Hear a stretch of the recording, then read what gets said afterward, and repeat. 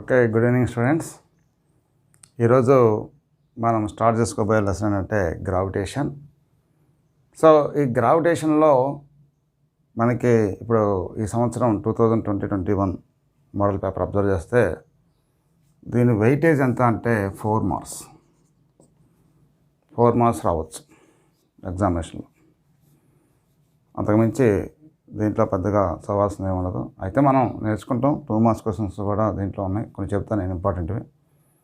తర్వాత కొన్ని important problems కూడా మనం డిక్టేట్ చేద్దాం, మనం నేర్చుకుందాం. ఫస్ట్, ఈ every mass attract another mass with a force of gravitational force. ఈ యూనివర్స్లో ప్రతి మాస్ కూడా ఇంకొక మాస్ని ఏం చేస్తుంటే అట్రాక్ట్ చేస్తుంది. Gravitational force is attractive force. So these are the 2 masses m1 and m2. They are separated by a distance r. Then there is force of attraction between these 2 masses. That force of attraction between the 2 masses is directly proportional to product of masses and inversely proportional to square of the distance between the 2 masses. So కాబట్టి ఈ రెండింటిని తీసేస్తే F is equal to మనం ఏం రాసుకోవచ్చు అంటే Gm1m2/r². Capital G అనేది ఏంటంటే universal gravitational constant. So gravitational force అనేది అట్రాక్టివ్ ఫోర్స్. మరి గ్రావిటేషనల్ ఫోర్స్ అట్రాక్టివ్ ఫోర్స్ అయితే మరి ప్రతి ఆబ్జెక్టు కూడా, మాస్ ఉన్న ఆబ్జెక్టు కూడా అట్రాక్ట్ కావాలి. అట్రాక్ట్ అయ్యి అతుక్కొని మనకి ఒకదానికి దూరంగా పోవడానికి ఛాన్స్ లేకుండా ఉండాలి. కానీ అక్కడ మనకి ఎర్త్ మీద అలా జరగట్లేదు. ఎందుకు జరగట్లేదు? కారణం ఏంటంటే gravitational force is nothing but it is the weakest force among all forces. Its range is high. Gravitational force range అనేది ఎక్కువ ఉంటుంది. So it is a weak force. So F is equal to Gm1m2/r². Capital G అంటే ఏంటంటే universal gravitational constant. Right. So now we're going to discuss about small relation between small g and capital G. So మనం for example earth surface మీద ఒక body ఉంది, దాని mass ఎంత m. It is always attracted towards centre of the earth. Centre of mass of the earth అనేది సెంటర్లో ఉంది. So this is the radius of the earth with what force? mg. So F is equal to mg. ఓకేనా? దాన్ని మనం weight అంటాం. With what force every body is attracted towards centre of earth, that force is called weight. But according to Newton gravitation law F is equal, we write here Gm small m divided by ఏం రాసుకోవచ్చు ఇక్కడ r². So small m cancel. G is equal to మనం ఏం రాసుకోవచ్చు అంటే Gm/r². This is the relation between small g and capital G. దీన్ని బట్టి మనం ఏం రాసుకోవచ్చు అంటే ఇక్కడ G constant, M constant. G inversely proportional to r². G inversely proportional to r². This is the relation between small g and capital G. This important relation. సిలబస్లో పెద్దగా దీన్ని అడగలే, కానీ కాకపోతే కొన్ని రిలేషన్స్ ప్రాబ్లమ్స్ కోసం మనం గుర్తుపెట్టుకోవాలి. G inversely proportional 1/r². So మనకి ఈ చాప్టర్లో రావటానికి, ఎగ్జామ్లో రావటానికి స్కోప్ ఉన్న క్వశ్చన్లు 3. Kepler's laws of motion delete చేశారు సిలబస్లో నుంచి లేవు. ఒకటి ఆర్బిటాల్ వెలాసిటీ, ఇంకోటి ఎస్కేప్ వెలాసిటీ. మనం ఆర్బిటాల్ వెలాసిటీ గురించి డిస్కస్ చేద్దాం ఇప్పుడు. ఆర్బిటాల్ వెలాసిటీ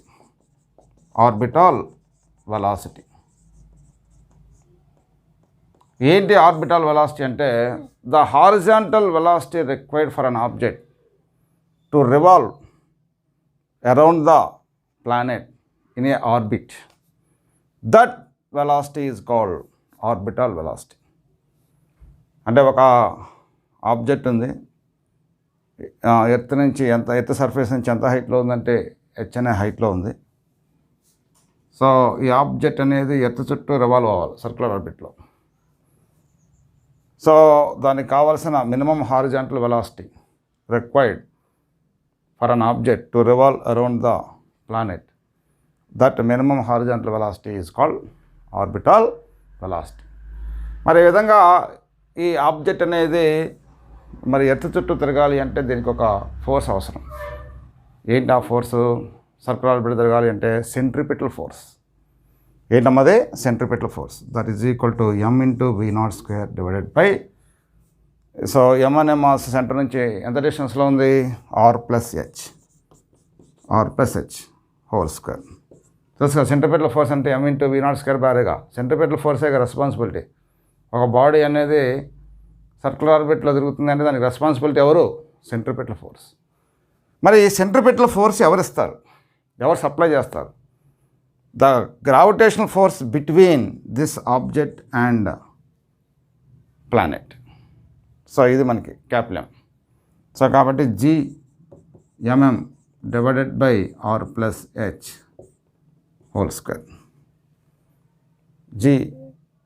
mv² బార్ ఇక్కడ తప్పు చేస్తాను, mv² by r plus h that is equal G small m by r plus h whole square. So ఇది gravitational force between the planet and mass of the object. మరి ఇక్కడ ఏం cancel అవుతుంది? Small m cancel అవుతుంది. ఈ r plus h దీంట్లో r plus h times పోతుంది. So కాబట్టి v0² ఇజ్ ఈక్వల్ టు మనం ఏం రాసుకోవచ్చు ఇక్కడ? gm బై ఏమైతే ఇక్కడ r ప్లస్ h. h అనేది ఏంటంటే height of the object from the surface of the earth. So అది చాలా చాలా తక్కువ అనుకోండి, h లెస్ దాన్ r అనుకోండి. అప్పుడు v0 ఇజ్ ఈక్వల్ టు ఏం రాసుకోవచ్చు ఇక్కడ?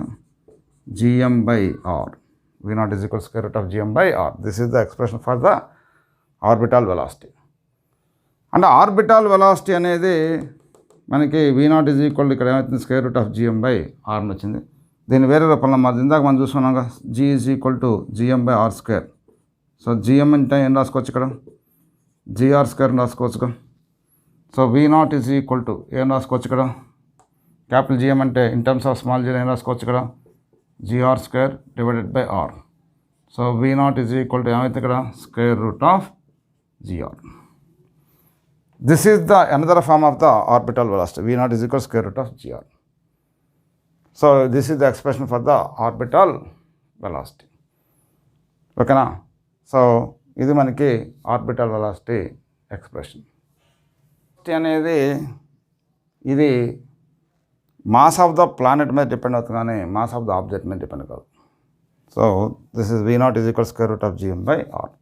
This is expression for orbital velocity. Very very important. కంపల్సరీగా ఇది ఎగ్జామినేషన్లో వచ్చే అవకాశం ఉంది. సో దీని తర్వాత మనం చెప్పుకోబోయే నెక్స్ట్ క్వశ్చన్ ఏంటంటే ఎస్కేప్ వెలాసిటీ. పేరులోనే ఉంది ఎస్కేప్. ఎస్కేప్ అంటే ఏంటి? తప్పించుకొని పోవటం. ఎక్కడి నుంచి తప్పించుకొని పోవటం? ఎర్త్ నుంచి. ఫర్ ఎగ్జాంపుల్ చూడండి, ఇది m మాస్ ఉన్న ఒక బాడీ. ఇది ఎర్త్ సర్ఫేస్ నుంచి ఎంత మినిమం వెలాసిటీతోని the minimum velocity required to escape from the earth surface, that minimum velocity is nothing but what? Escape velocity. అంటే ఒక ఆబ్జెక్ట్ అనేది ఎర్త్ సర్ఫేస్ నుంచి తప్పించుకొని పోవటానికి అవసరమయ్యే కనీస వేగాన్ని మనం ఏమంటామంటే ఎస్కేప్ వెలాసిటీ అంటారు. మనందరం చూస్తుంటాం, ఏ బాడీ అయినా సరే పైకి వేసేసినప్పుడు ఆటోమేటిక్గా కొంత దూరం పైకి పోయి మళ్ళీ ఆటోమేటిక్గా ఏమవుతుందంటే గ్రౌండ్ మీద పడుతుంది. కానీ ఒక పర్టికులర్ వెలాసిటీతో కనుక ఒక బాడీని మనం పైకి విసిరేసామంటే అది ఎట్టి పరిస్థితిలో కూడా ఇక ఎర్త్ యొక్క సర్ఫేస్ మీద పడకుండా వెళ్తే అప్పుడు ఆ పర్టికులర్ వెలాసిటీని ఏమంటారు అంటే ఎస్కేప్ వెలాసిటీ అంటారు.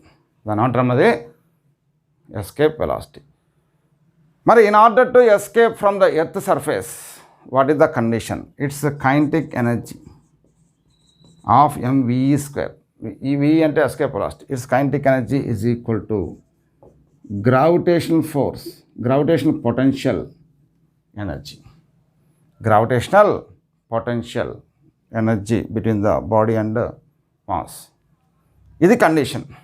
ఈ కండిషన్ అయితే ఆటోమేటిక్గా నీకు ఏమవుతుంది? ఆ బాడీ అనేది ఎస్కేప్ అవుతుంది. దీంట్లో మనకి క్యాన్సిల్ అయింది. సో కాబట్టి ఇప్పుడు v² ఈజ్ ఈక్వల్ ఏమవుతుంది ఇక్కడ? 2 gm by r. So v is equal ఏమవుతుంది ఇక్కడ? Square root of 2 gm by r. అంటే ఎస్కేప్ వెలాసిటీ దేని మీద డిపెండ్ అవుతుంది?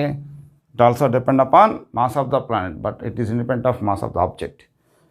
సో ఇందాక మనం రాసాము ఇక్కడ v is equal to 2 into gm అంటే gr² రాసాం ఇందాక by r. So v e is equal to మనం ఏం రాసుకోవచ్చు ఇక్కడ square root of 2gr. This is the expression for the escape velocity. మరి ఎర్త్ మీద ఎస్కేప్ వెలాసిటీ వాల్యూ ఎంత ఉంటుందంటే 11.2 km/s.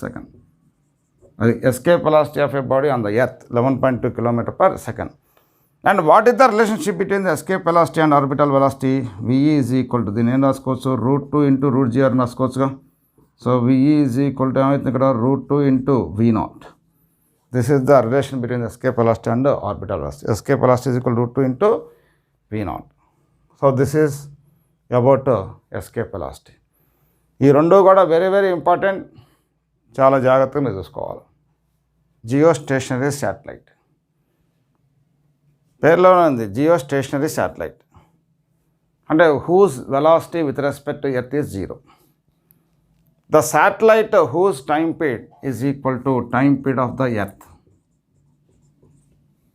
That is geostationary satellite. Time period of the earth ఎంత? T is equal 24 hours.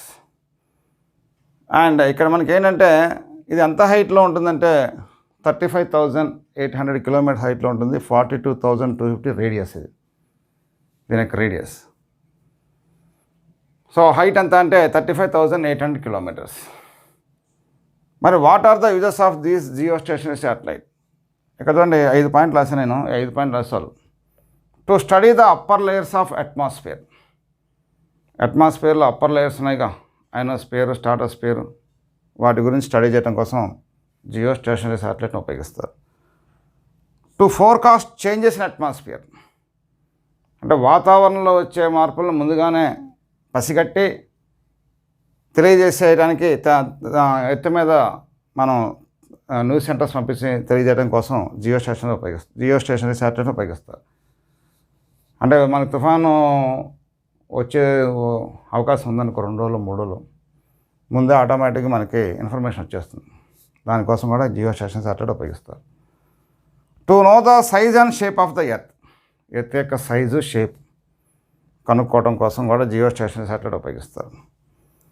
To transmit TV programmes to distant places. వేరు వేరు దూరాలు ఉన్నాయి. ఎక్కడో ఆస్ట్రేలియాలో క్రికెట్ జరుగుతుంది, ఇండియాలో చూస్తున్నాం మనం. ఎక్కడో ఒలింపిక్స్ జరుగుతుంటే ఇక్కడ మనం మామూలు పల్లెటూరులో చూస్తున్నాం బికాస్ ఆఫ్ శాటిలైట్స్. అంటే టీవీ ప్రోగ్రామ్స్ని సుదూర ప్రాంతాలకి ట్రాన్స్మిట్ చేయడం కోసం కూడా వీటిని ఉపయోగిస్తారు. నెక్స్ట్ ఇంకోటి ఏంటంటే to identify minerals and natural resources. Minerals కానీ న్యాచురల్ రిసోర్సెస్ కానీ inside or on the surface of the earth కనుక్కోవడం కోసం మనకి ఈ జియో స్టేషనరీ శాటిలైట్ని ఉపయోగిస్తారు.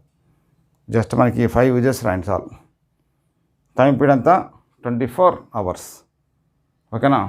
రైట్. చాప్టర్లో 2 marks క్వశ్చన్స్ ఏంటి? State units and dimensions of universal gravitational constant. Universal gravitational constant units and dimension formulas తెలుసుగా మీకు. Nm² per kg². ఇది మనకి జీ వాల్యూ. సో ఇక మనం చూస్తున్నాం అక్కడ F is equal to G × m1m2/r². ఇదేగా. సో G ఈజ్ ఈక్వల్ మనం ఏం రాసుకోవచ్చు ఇక్కడ Fr² m1 m2. So F అంటే ఏంటన్నా Nm² kg². This is the unit. State the vector form of Newton's law of gravitation. Vector form అంటే మనం ఇక్కడ 2 రాసుకోవచ్చు. F bar is equal to G m1 m2/r² × r cap. ఇది vector form. Newton gravitation law vector form. Next, if the gravitational force on the earth, gravitational force of the earth on the moon is F. What is the gravitational force of moon on the earth? Do these forces form action reaction pair? అంటే gravitational force of earth on the moon F అయితే gravitational force of the moon on the earth -F అవుతుంది.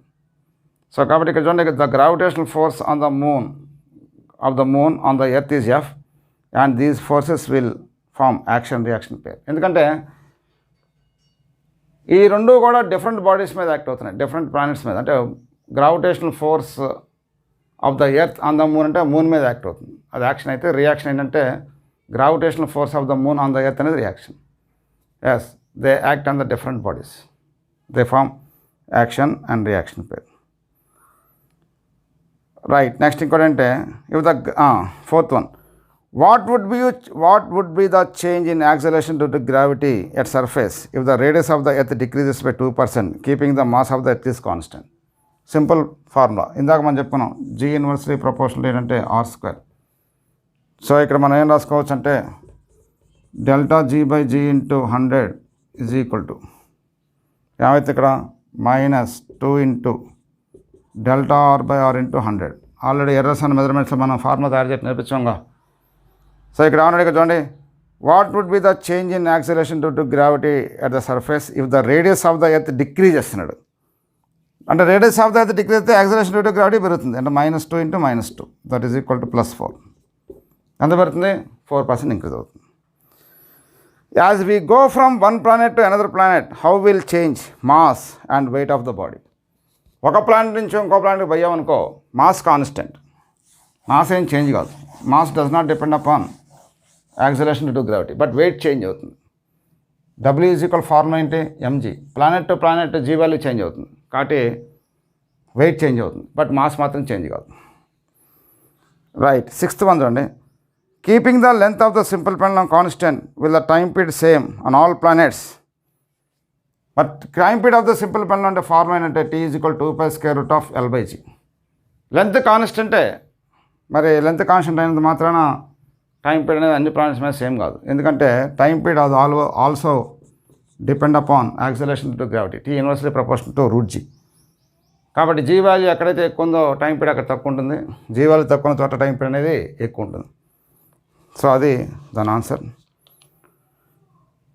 మనకి దీంట్లో కొన్ని అవసరం లేదు, star mark పెట్టుకొని చూసుకుందాం. Seventh one, give the equation for the value of G at a depth D from the surface of the earth.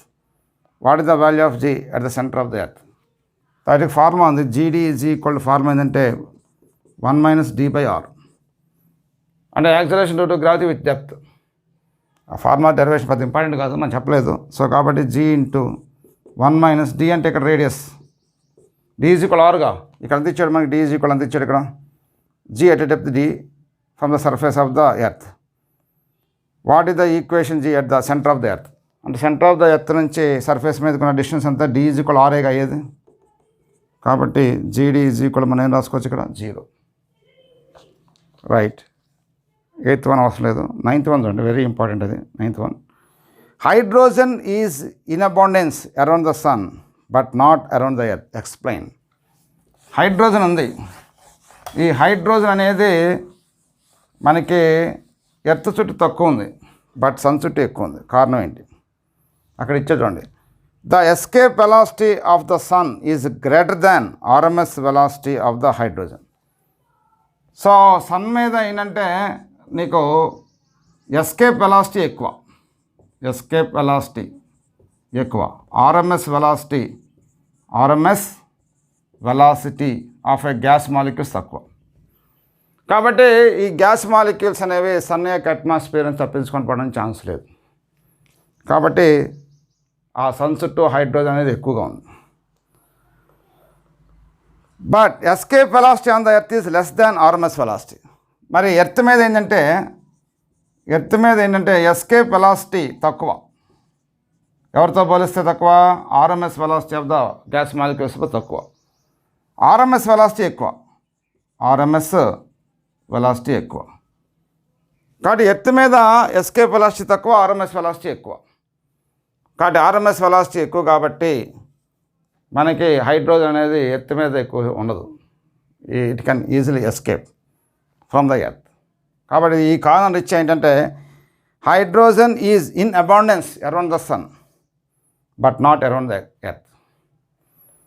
Next, what is the time period of the revolution of the geostationary satellite? Does it rotate from west to east or east to west? So మనకి time period of the satellite ఎంత అంటే 24 hours. So కాబట్టి ఇది మనకి west to east తిరుగుతుంది, west to east geostationary satellite. 11th one, polar satellites. Polar satellites అంటే the satellites which go around the earth in north south direction. ఇలా తిరుగుతాయి. North south డైరెక్షన్లో, north to south polar axis వైపు తిరుగుతుంటాయి. అలాంటి satellites అంటారంటే polar satellites అంటారు. వీటి హైట్ ఎంత ఉంటుందంటే 500 kilometres to 800 kilometres from the earth. వాటిని ఎందుకు ఉపయోగిస్తారంటే they are used for weather monitoring purposes. Weather monitoring పర్పసెస్కి పోలార్ శాటిలైట్ని ఉపయోగిస్తారు. సో ఇంతకుమించి గ్రావిటేషన్లో ఏం అవసరం లేదు. ఒకవేళ మీరు ప్రాబ్లమ్స్ చూసుకోవాలనుకుంటే, ప్రాబ్లమ్స్ పెద్దగా అడగడం, ప్రాబ్లమ్స్ చూసుకోవాలనుకుంటే మీరు సింపుల్ ప్రాబ్లమ్స్ ఉన్నాయి. ఏంటి ఆ సింపుల్ ప్రాబ్లం అంటే పేజ్ నెంబర్ 147లో 1-2, పేజ్ నెంబర్ 147లో 1-2 స్టార్ మార్క్ పెట్టి ఉన్నాయి. ఆ రెండు చాలు ప్రాబ్లమ్స్, ఇంకా అవసరం లేదు. తర్వాత 4, 1 to 4 very very important problems. Formulas చేసుకోవచ్చు మనం. 1 to 4 తర్వాత 7, 1 to 4 7 ఇవి ప్రాబ్లమ్స్ మనం చూసుకోవాల్సినవి. ఎక్కువగా మనకి దీంట్లో వచ్చే క్వశ్చన్ ఏంటంటే orbital velocity or escape velocity. దాంతో కథం పెద్దగా అడగడం. చూసుకుంటే 1 to 4 7 అది ఈజీ ప్రాబ్లమ్స్, అవి చూసుకోండి. Okay right.